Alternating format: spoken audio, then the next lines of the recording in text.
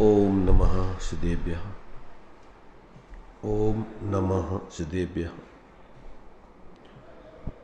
ओम नमः सिद्धेभ्यः।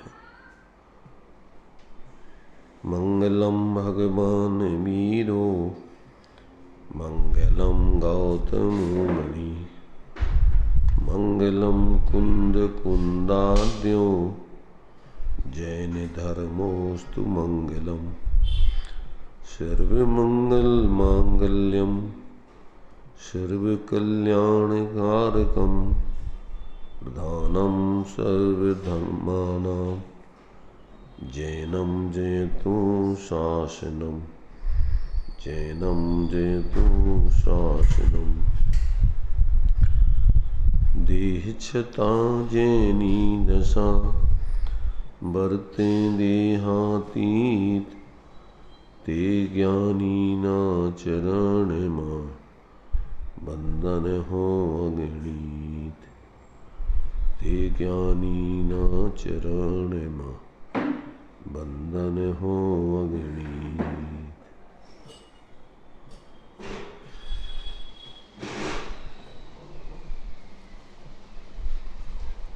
चर्चा अपनी श्रीमद् राजचंद्र जी का ग्रंथ है।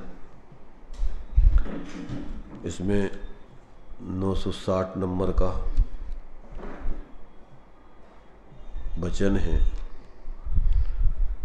इसमें आभ्यंतर परिणाम अवलोकन इस नाम से ये प्रकरण यहाँ चल रहा है। इसमें श्रीमद् जी ने अपने 22 वर्ष की उम्र से लेकर 34 वर्ष पर्यंत तक के संस्मरण लिखे हुए हैं। उन संस्मरणों को संस्मरण पोथी नाम दिया गया है। संस्मरण पोथी नंबर 1 के माध्यम से यहाँ पर विचार कर रहे हैं किस प्रकार से साधक लोग अपने जीवन में विचार आदि करते हैं, जीवन जीते हैं। इस संबंध में उनके आभ्यंतर परिणामों का उन्होंने जो भी अवलोकन करते हुए लिखा है उस बारे में अपन यहाँ विचार कर रहे हैं। आत्मार्थी जीवों के लिए उपयोगी होने से उसको अपन स्वाध्याय में यहाँ ले रहे हैं। इसमें संस्मरण पोथी नंबर 1 का 4 तक के वचनों की चर्चा इसमें हो गई। 5वें नंबर का वचन इसको अपन देख रहे हैं। पोथी मतलब होता है लेखन,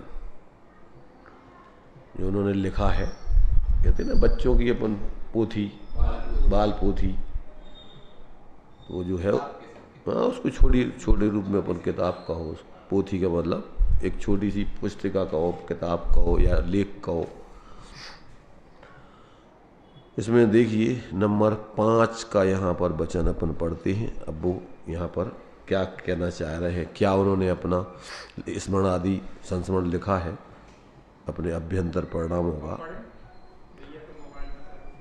एक बार वह स्वभुवन में बैठा था।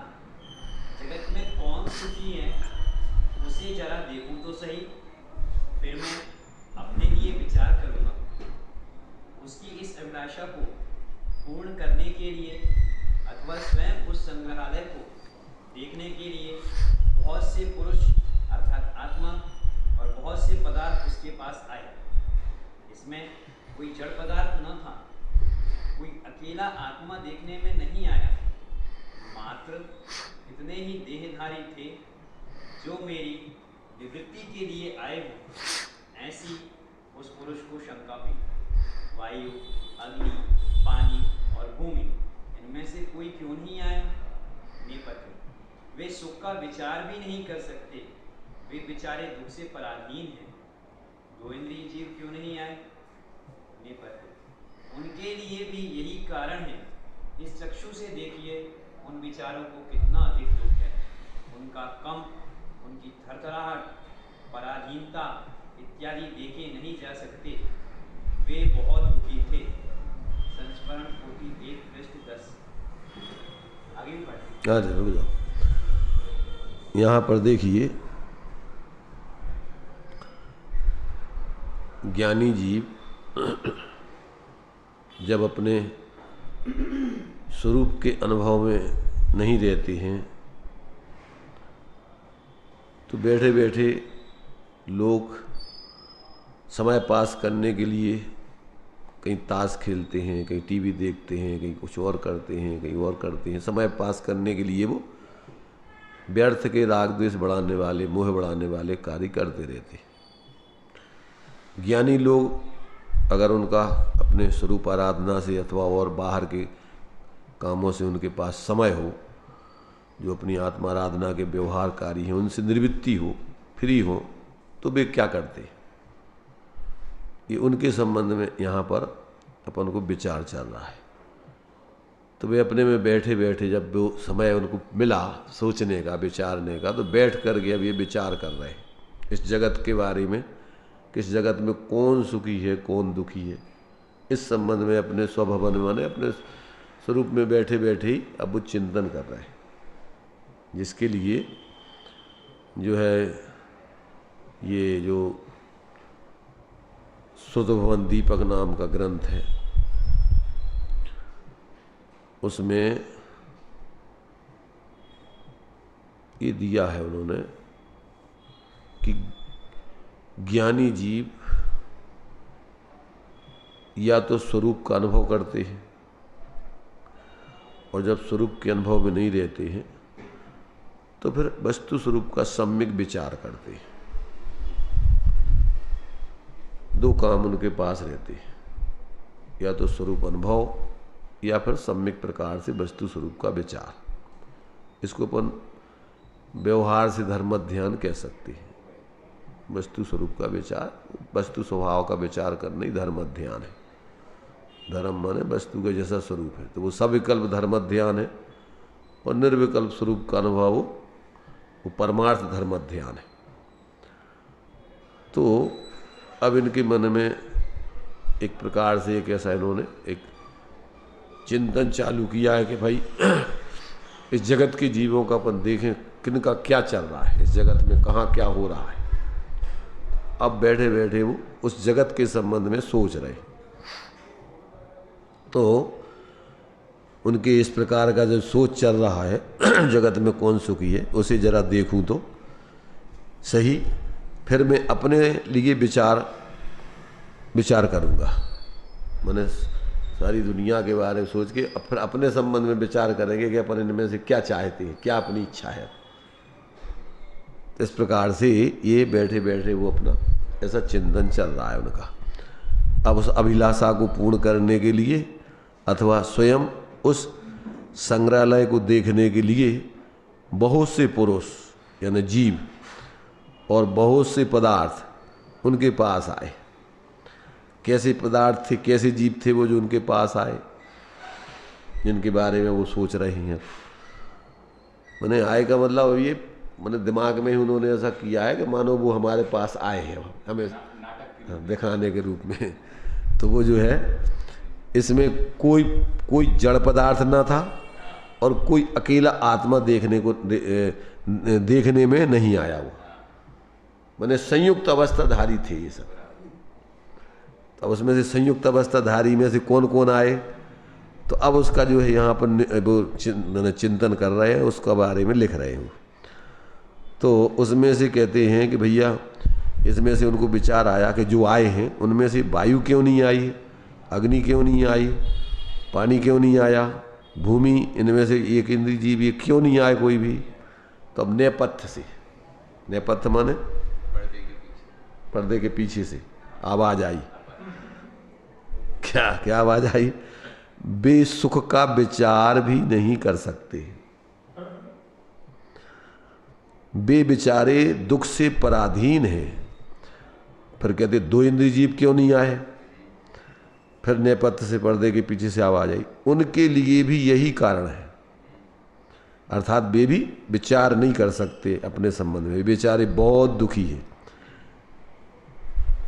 इस चक्षु से देखिए उन विचारों को कितना अधिक दुख है। उनका कंप होना माने कपना, निरंतर कपते रहना, डरते रहना, उनकी थरथराहट, उनकी पराधीनता इत्यादि देखे नहीं जा सकते। तास भ्रमण की है बहु कथा, पे कछु कहूँ कही मुनियत। कितने दुखी है वे बेचारे, उनके बारे में हम पूरा वर्णन नहीं कर सकते। तो उन बेचारों को कितना अधिक दुख है, उनका कंपन, उनकी थरथराहट, उनकी पराधीनता इत्यादि देखे नहीं जा सकते। वे बहुत दुखी हैं। यह यहाँ तक पढ़ लिया। अब आगे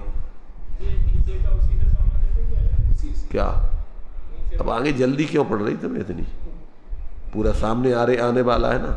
नेपथ्य, इसी चक्षु से अब आप सारा जगत देख लें, फिर दूसरी बात करें। अच्छी बात है, दर्शन हुआ, आनंद पाया, परंतु फिर खेद उत्पन्न हुआ। नेपथ्य, आप क्यों खेद करते हैं? मुझे दर्शन हुआ, क्या वह सम्यक था? हाँ, सम्यक हो तो फिर चक्रवर्ती आदि दुखी क्यों दिखाई देते हैं? जो दुखी हो वे दुखी, और जो सुखी हो वे सुखी दिखाई देंगे।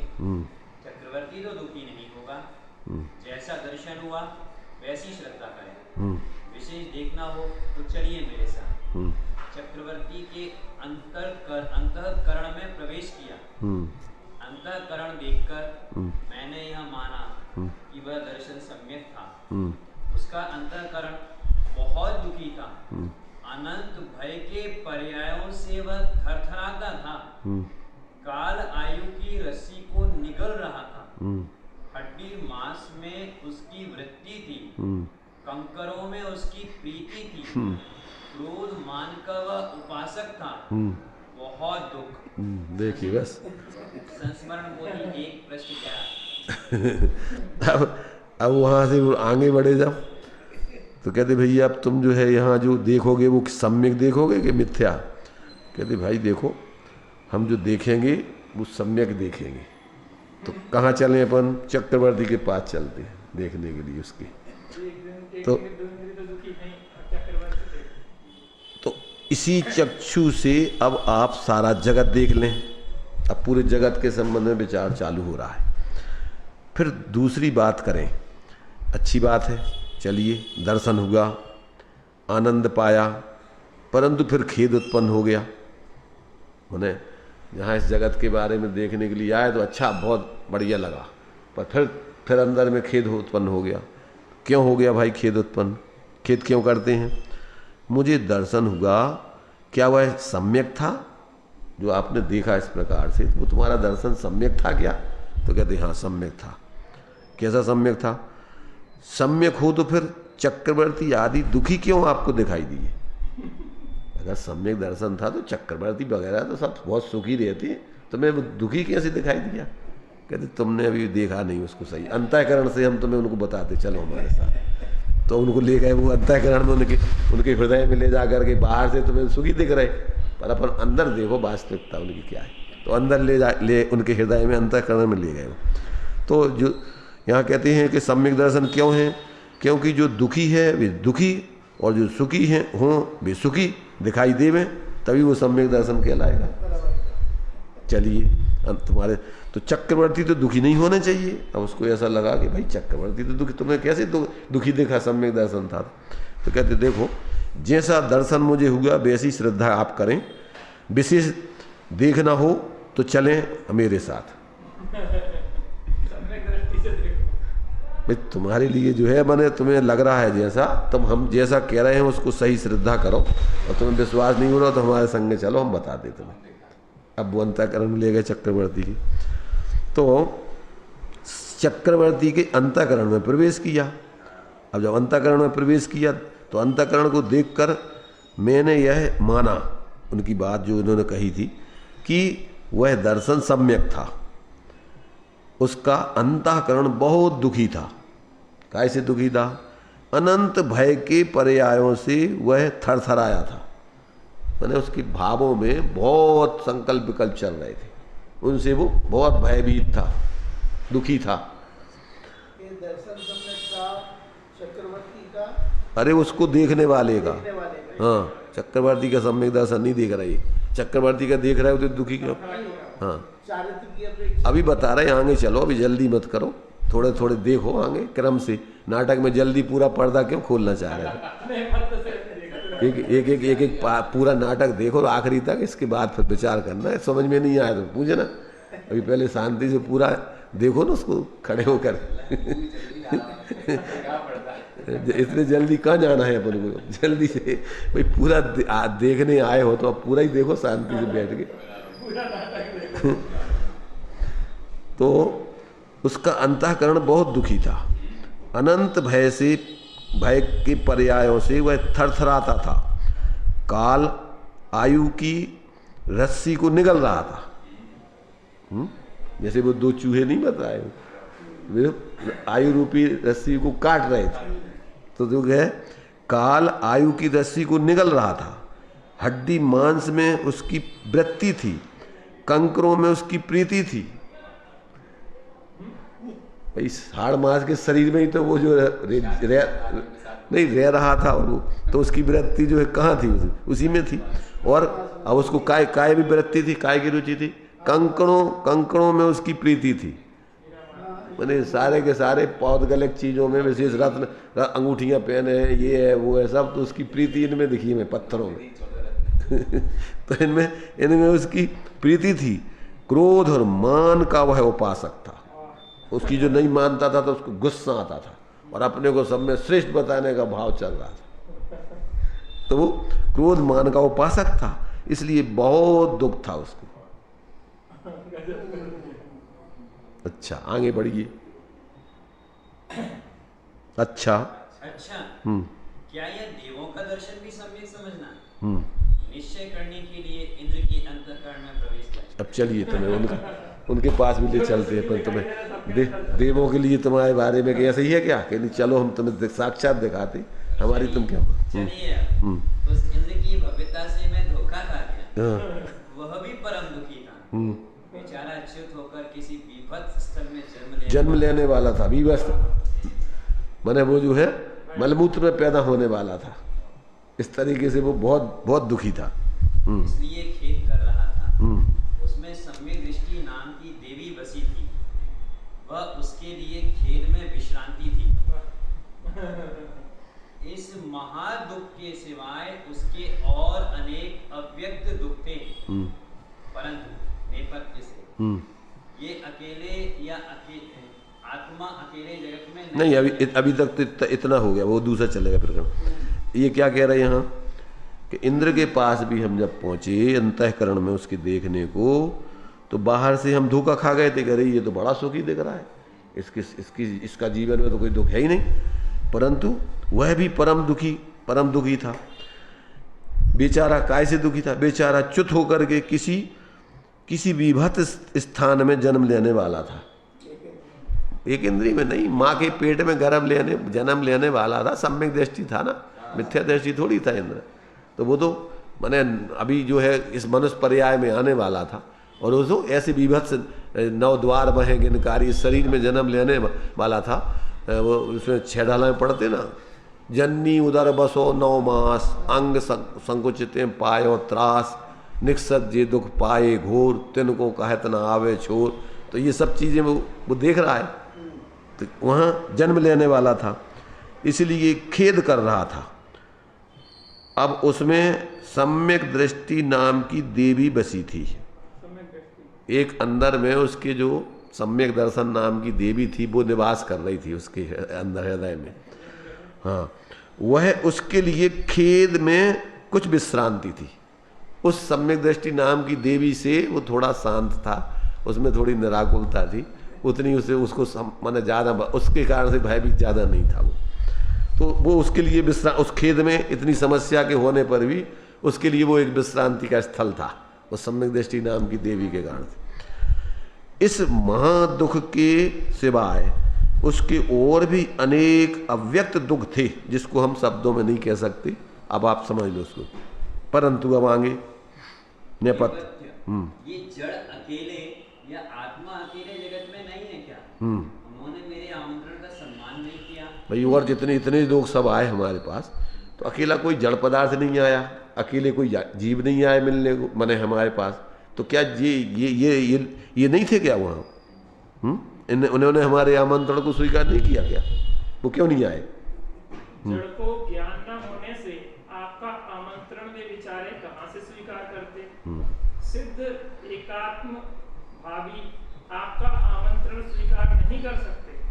उन्हें इसकी कुछ परवाह नहीं है। किसी के आमंत्रण की उनको कोई परवाह नहीं है सिद्धों के लिए कि जो तुम्हारे पास आते तुम्हारा आमंत्रण स्वीकार करते। इतनी अधिक बेपरवाही आमंत्रण तो मान्य करना ही चाहिए। आप क्या कहते हैं? सिद्धों के लिए इतनी उनकी बेपरवाही? अरे कम से कम हमारा आमंत्रण तो उनको स्वीकार करना था। इन्हें आमंत्रण अनामंत्रण से कोई संबंध नहीं है। हाँ आगे पढ़ो। हाँ पूरा पढ़ो। वे परिपूर्ण स्वरूप सुख में विराजमान है। यह मुझे बताइए एकदम बहुत जल्दी से। उनका तुम्हारे जैसे उनको भी जल्दी है बहुत, हमें जल्दी से बताइए। उनका दर्शन तो बहुत दुर्लभ है। लीजिए यह अंजन आँच कर दर्शन प्रवेश चलो आपने कर देखें। अब तुम्हारे लिए जल्दी है तो चलो हम अब ऐसे तो तुम्हें दिखाएगा नहीं, हम तुम्हारे लिए कोई ऐसा अलौकिक अंजन देते हैं कि वो तो आंखों में आ जाओ और फिर इसके बाद हमारे साथ चलो, फिर हम बता रहे तुम्हें। अहो ये बहुत सुखी हैं। इन्हें भय भी नहीं है, शोक भी नहीं है, हास भी नहीं है, वृद्धता नहीं है, रोग नहीं है, आदि भी नहीं है, व्याधि भी नहीं है, उपाधि भी नहीं है।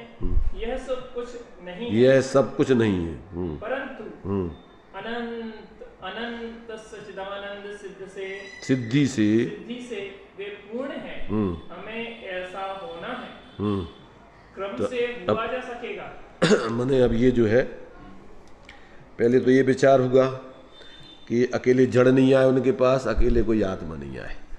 अब आगे जो है जब वो बड़े देखा तो जो है फिर उन्होंने जो है विचार किया कि जो सिद्ध भगवान हैं उन सिद्ध भगवान वो हमारे पास क्यों नहीं आए, उसका विचार कर रहे हैं।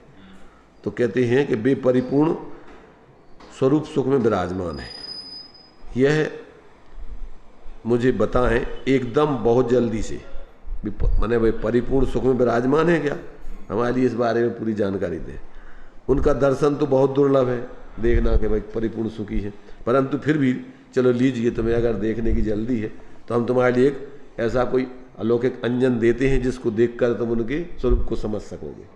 तो वो अंजन आँच करके चलते हैं उनके पास, तो अंजन आँच करके दर्शन कर गए। तो दर्शन उनको क्या दर्शन हुआ वहाँ पहुँचने पर? ओह ये तो बहुत सुखी हैं, इन्हें भय क्या क्या नहीं है, इन्हें कोई भय भी नहीं है, शोक भी नहीं है, हास भी नहीं है, वृद्धता भी नहीं है, रोग भी नहीं है, आदि नहीं, व्याधि नहीं, उपाधि नहीं, यह सब कुछ उनको नहीं है। परंतु क्या है? अनंत अनंत सच्चिदानंद सिद्धि से वे पूर्ण हैं। हमें भी ऐसा होना है। अब उनको लगा के ये जो है सब हमने जगत देखा, इनमें से हमारे लिए अपने बारे में सोचना था, ये समझ में आया कि अपन को ये दशा चाहिए और हमारे लिए अब कुछ नहीं चाहिए। हाँ यहाँ ये जो है हमारे लिए पूर्ण सुखी दिख रहे हैं। अब इनमें से हमारे लिए इसके अलावा और कुछ नहीं, ये ठीक है, ये हमें होना है। ऐसा अब निश्चय हो गया उनका, हमें ऐसा होना है। क्रम से हुआ, अब वो कहते क्रम से हुआ जा सकता है। यह क्रम ब्रह्म यहाँ नहीं चलेगा, यहाँ तो तुरंत वही कर चाहिए। जबरदस्त बैराग है कि हमें क्रम क्रम की बात मत करो, हमें तो जल्दी से जल्दी वही इस दशा को चाहिए। तो ये कहते हैं कि भैया तुम क्रम की बात कर रहे हैं, हमें क्रम फ्रम की बातें मत करो, हमें तो तुरंत इस चीज को ये पद चाहिए। जरा शांत हो, हाँ समता रखें और क्रम को अंगीकार करें। हाँ नहीं तो उस पद से युक्त होना संभव नहीं है। तुम अगर इतनी आकुलता करोगे तो उस पद में जाने योग्य नहीं हो आप। वहाँ पर इस प्रकार की आकुलता वाले लोग नहीं पहुँच सकते। उसके लिए धैर्य, गंभीरता और शांति से उस पद को प्राप्त किया जा सकता है क्रम से। आप अगर कहो कि क्रम फ्रम नहीं हमें जल्दी, तो उतावले लोगों का वहाँ स्थान नहीं। जहाँ तुम्हें अनंत काल तक शांति से रहना है, जब यहीं तुम आकुलता कर रहे हैं तो वहाँ कैसे टिक पाओगे? इसलिए कहते हैं भैया उसको इस शांति, हाँ, इसको स्वीकार करो क्रम को, और इसमें जल्दबाजी मत करो। होना संभव नहीं, इस अपने वचन को आप वापस लें, क्रम त्वरा से बताएं। और अब उसमें भी कह रहे भैया तुम क्रम बता रहे हो तो चलो अब वो भी जल्दी बताएं, त्वरा माने शीघ्र, हाँ, शीघ्रता से बताएं। और उस पद में तुरंत भेजें। बहुत से मनुष्य आए हैं, उन्हें यहाँ बुलाइए, उनमें से आपको क्रम मिल सकेगा। अब कह रहे कि अब तुम्हारे लिए उस पद पे जाने वाले बहुत से मनुष्य हैं, अब इसमें से तुम बताओ कि इसमें से तुम्हें कौन से क्रम में जाना है। तो आगे अब उन सामने मनुष्यों को ला करके और उनके सामने प्रस्तुत कर रहे कि वहाँ पहुँचना है, तो बताओ कि इनमें से जो हैं उनमें से तुम किस क्रम में वहाँ जाओगे। चाहा कि वे आए, आप मेरा आमंत्रण स्वीकार कर चलें। आए, इसके लिए आपका उपकार मानता हूँ। आप मेरा आमंत्रण स्वीकार कर चले आए, इसके लिए आपका उपकार मानता हूँ। आप सुखी हैं, यह बात सच है क्या? आपका पद क्या सुख वाला माना जाता है ऐसा?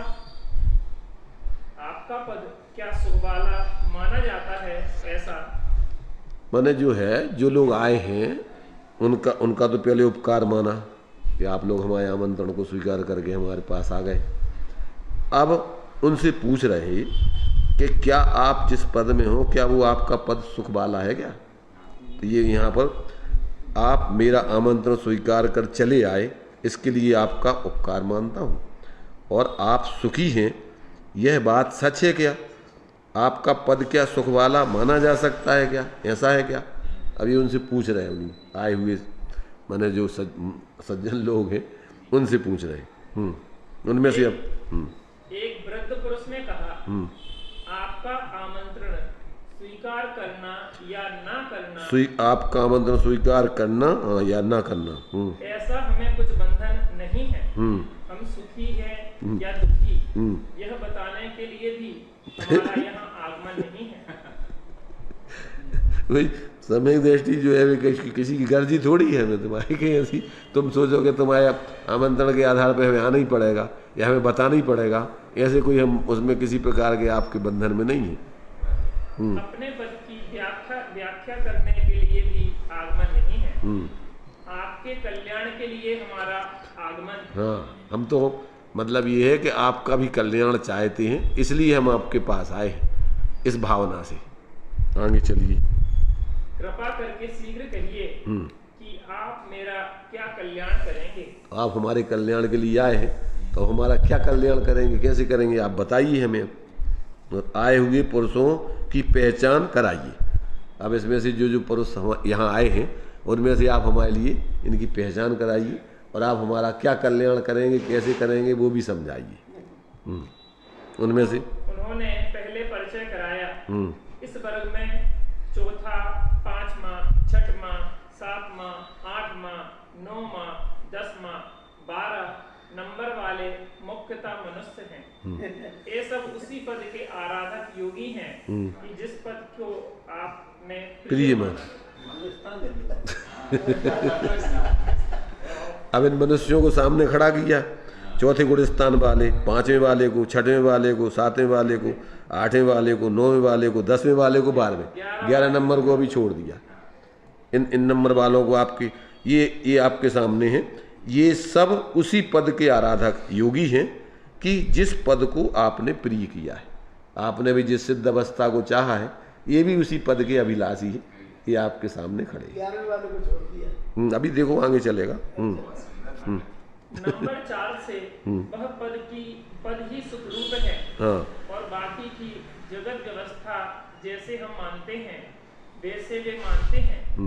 उस पद के लिए उनकी हार्दिक अभिलाषा है, परंतु वे प्रयत्न नहीं कर सकते क्योंकि कुछ समय तक उन्हें अंतराय है। अंतराय क्या? अभी मतलब यहाँ इन्होंने चौथे गुण स्थान से, चौथे पद से उस सुख की वो जो है सुख चालू हो जाता है। तो नंबर 4 से वह पद ही सुखरूप है, और बाकी की जगत व्यवस्था जैसे हम मानते हैं वैसे भी मानते हैं। कौन? ये कि जगत में जो हम देख के आए हैं कोई सुखी नहीं है, उसको वो भी स्वीकार करते हैं इन पद के धर। हाँ, तो वे भी इसी प्रकार से उनने निर्णय किया है, और जैसी तुम्हारी कामना है ऐसी उनकी भी कामना है। तो उस पद के लिए उनकी हार्दिक अभिलाषा है, परंतु वे प्रयत्न नहीं कर सकते। माने इतने जल्दी अभी माने उस दशा में पहुंच जाएं, सिद्ध दशा में, अभी इतने जल्दी नहीं कर सकते। क्यों? कुछ समय तक उनके भी अंतराय, अभी इतने जल्दी वो जो जल्दी सिद्ध दशा में नहीं पहुंच पाएंगे। अंतराय क्या? करने के लिए तत्पर हुए कि बस वह हो गया। हाँ, इसमें अंतराय की बात क्या है कि जो करना है जल्दी से कर लो, प्राप्त कर लो। तो अब खुलासा कर रहा उसको, वृद्ध बोल रहा उसमें फिर। आप जल्दी ना करें, इसका समाधान अभी आपको मिल सकेगा। मिल सकेगा। ऐसे ये तुम्हारे से जो जिनेंद्र बैरी ने शांति पद प्रदर्शक लिखा ना, तो उसमें क्या है कि प्रवचन कर रहे, उसमें से जिज्ञासु प्रश्न पूछते, भैया थोड़ा शांति से बैठो, हम प्रवचन पूरा कर लेने दो, प्रवचन हो जाने के बाद तुम्हें कोई जिज्ञासा बाकी रह जाए तो फिर पूछ लेना, हम तुम्हें बताएंगे, पर अभी जल्दी मत करो। तुम्हारी सारी शंकाओं के समाधान के लिए ही हम बोल रहे हैं। ये सारे जितने भी हम प्रवचन कर रहे हैं वो तुम्हारी जितनी जिज्ञासाएं हैं जिनकी, उन सबके समाधान के लिए बोल रहे हैं, और उसमें सबके समाधान आ जाएंगे। इसलिए अभी थोड़े प्रभु शांत रहो, बैठो। इसके बाद फिर हम जब पूरा बोल चुके, फिर इसके बाद तुम्हें अगर कोई शंका रह जाए तो पूछ लेना। ऐसे ही यहाँ पर उन्होंने कहा। ठीक, आपकी इस बात से मैं सम्मत होता हूँ। वृद्ध यह 5 नंबर वाला कुछ प्रश्न ही करता है, बाकी सब बातों में नंबर 4 की तरह है। नंबर 6 सब प्रकार से प्रयत्न करता है, परंतु प्रमत्त दशा में प्रयत्न में मंदता आ जाती है। नंबर 7 सर्वथा अप्रमत्त प्रयत्न वाला।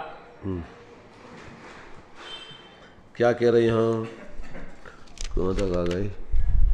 चलो उतना पढ़ लो पूरा, और पढ़ लो थोड़ा। नंबर 8, 9, 10 उसकी अपेक्षा क्रम से उज्जवल है, किंतु उसी जाति के हैं। नंबर 11 वाला पतित हो जाता है, इसलिए उसका यहाँ आना संभव नहीं हुआ यहाँ तुम्हारे, क्योंकि उसका टाइम इतना नहीं था कि यहाँ आकर के आपको बता सकता था अपना कुछ।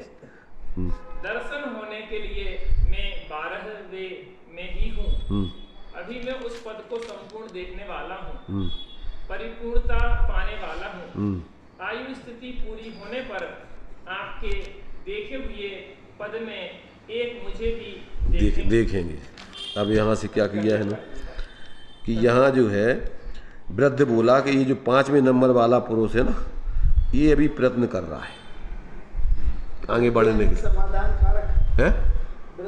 समाधान मैंने जो ले आया था उन पुरुषों उनके बारे में परिचय दे रहे हैं कि ये कौन कौन से पुरुष हैं, क्या क्या इनका स्थिति है, वो सब जानकारी दे रहा है, उनका परिचय करा रहा है उन पुरुषों का सबका। तो ये जो है यह 5 नंबर वाला कुछ प्रयत्न भी करता है, बाकी सब बातों में नंबर 4 की तरह है। कौन? ये 5वां वाला भी नहीं, अभिलाषा नहीं, प्रयत्न कर रहा है आगे बढ़ने के लिए, पर बाकी जो है अभी 4थे गुण स्थान वाली जैसी उसकी सामान्य दशा है। नंबर 6 सब प्रकार से प्रयत्न करता है, परंतु प्रमत्त दशा से प्रयत्न में मंदता आ जाती है, चढ़ता है फिर गिर जाता है, चढ़ता है फिर गिर जाता है, इसलिए उसको आगे बढ़ने की स्थिति नहीं बन पा रही। नंबर 7 सर्वथा अप्रमत्त प्रयत्न वाला है। नंबर 8, 9, 10 माने जो नंबर 7 का प्रयत्न वाला है, तो अब ये जो है अप्रमत्त प्रयत्न वाला है, अर्थात 7 ही सा प्रमत्त गुण स्थान। अब यहाँ से ये आगे बढ़ रहा है, तो कहाँ पहुँचा है? 8, 9, 10 उसकी अपेक्षा क्रम से उज्ज्वल है, एक एक आगे आगे आगे आगे बढ़ते जाओ। उनका एक एक का परिचय दे रहे हैं अलग अलग, तो 7वें से 8वां, 8वें से 9वां, 9वें से 10वां, इनकी जो है परिणामों की विशेष उज्ज्वलता एक एक से अलग अलग है, किंतु उसी जाति के मतलब अभी वो उतने जल्दी से सिद्ध दशा को नहीं पा सकते। 11वें नंबर वाला पतित हो जाता है, इसलिए उसका यहाँ आना नहीं हो पाया है। दर्शन होने के लिए अब मैं 12वें के पास 12वें में पहुंचा हूँ, तो कहते हैं दर्शन होने के लिए मैं 12वें में ही हूँ, अभी मैं उस पद को संपूर्ण देखने वाला हूँ। जिस पद की चाह है तुम्हें, अब हम बस बहुत जल्दी से उस पद के दर्शन करने वाले, परिपूर्ण पाने वाला हूँ। आयु स्थिति पूरी होने पर आपके देखे हुए पद में एक मुझे भी आप देखेंगे। ये स्थिति जो है ये पूरे मैंने 14 गुण स्थान पूर्वक जो है और सिद्ध दशा तक ये तुम्हारे लिए पूरा का पूरा दर्शन करा दिए। संस्मरण पोथी नंबर 1 पृष्ठ 15। अब आगे, पिताजी आप महाभाग्य हैं। ऐसे नंबर कितने हैं? पिताजी निषिद्ध। ये जो है जो वृद्ध आदमी था, वृद्ध, हाँ, पहले 3 नंबर आप। अब वो वृक्ष लिखा गया, इसमें क्या लिखा साहब ने? वृद्ध लिखा, हमारे में वृक्ष लिख दिया, गलत छप गया। चलो हाँ, वृद्ध है वो। वृद्ध, पहले 3 नंबर आपको अनुकूल नहीं आएंगे। हाँ, 11वां भी वैसा ही है। हाँ, 13-14 आपके पास आए ऐसा उनको निमित्त नहीं रहा। हाँ, 13 में से अब उसमें से 13-14 आपके पास आए ऐसा उनके पास निमित्त नहीं है। अब कदाचित अब कह रहे 13 यदि किंचित आ जाए, परंतु पूर्व कर्म हो तो पूर्व कर्म हो तो आपके पास आ सकता है वो। यानी अगर उसके पास भी ज़्यादा टाइम नहीं है तो वो भी नहीं आ सकता है। उनका आगमन हो, नहीं तो नहीं। 14वें का आगमन कारण मत पूछना, कारण भी नहीं है।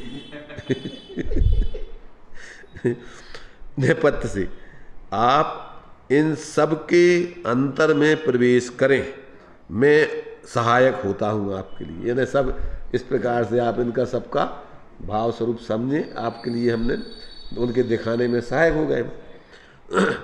चलें 14वें से 4 नंबर से 11 तक 12 तक क्रम से सुख की उत्तरोत्तर बढ़ती हुई लहरें उमड़ रही थी।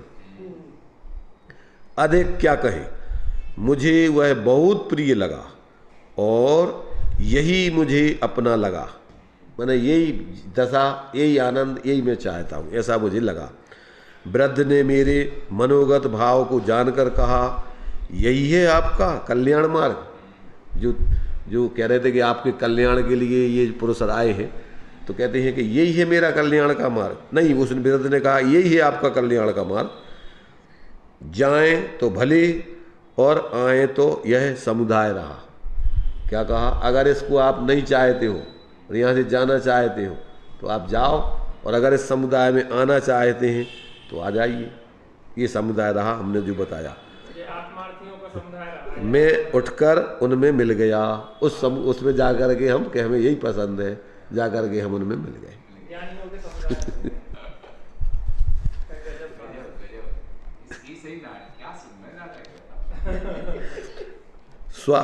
स्विचार भुवन द्वारा प्रथम। मैंने ये जो है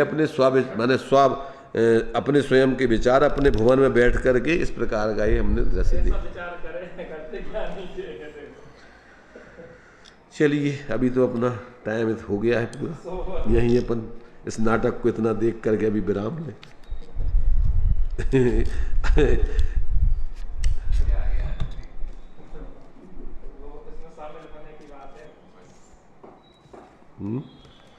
संजय भाई का जो समझ में आओगे नहीं आओ? थोड़ा